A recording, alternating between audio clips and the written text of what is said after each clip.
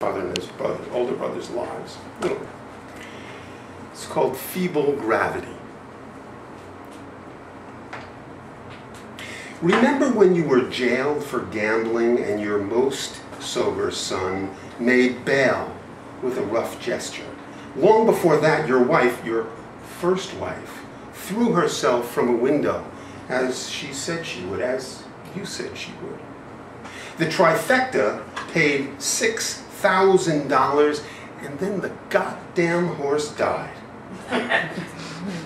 The time Clara's cat tore the curtains your second wife had made, and the time you set the couch afire with a smoldering cigar while you drunkenly caressed her sister. The time they found you were just 14 and threw you out of the Merchant Marines. The time you bought bootleg whiskey for Sinatra and ran numbers for Longey's Wilman. The time you cheated on your third wife and all the times she cheated on you. A Cuban cigar, a bay horse at Belmont racing through blowing snow, a tall woman, a glass of warm whiskey when ice was scarce, new shoes that never fit, and a gray felt hat that fit only after you grew bald.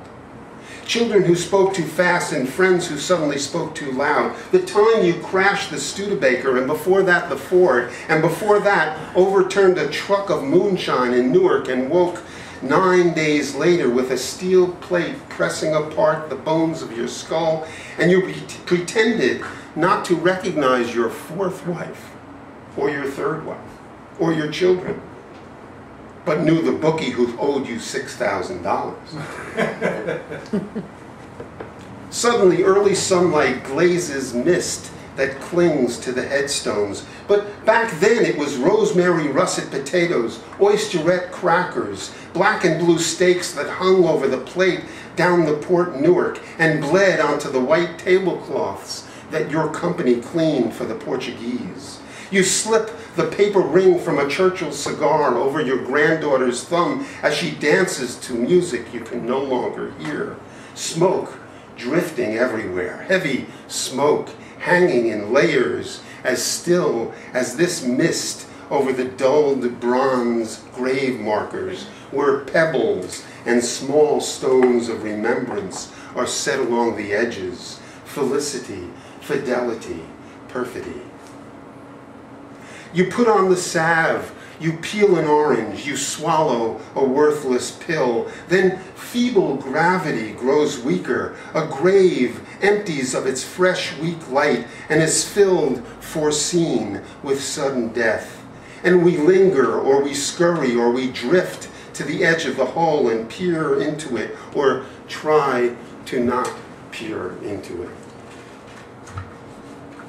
And study instead the horizon, and meanwhile endure the onslaught of memories the way islanders yield to wild weather.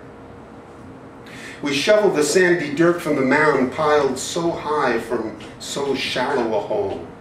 Sticky earth clings, then falls from the spade passed hand to hand, striking the thud, thud, thud, pine, muffling distorted voices like white noise, freezing stricken features, and quieting rough gestures.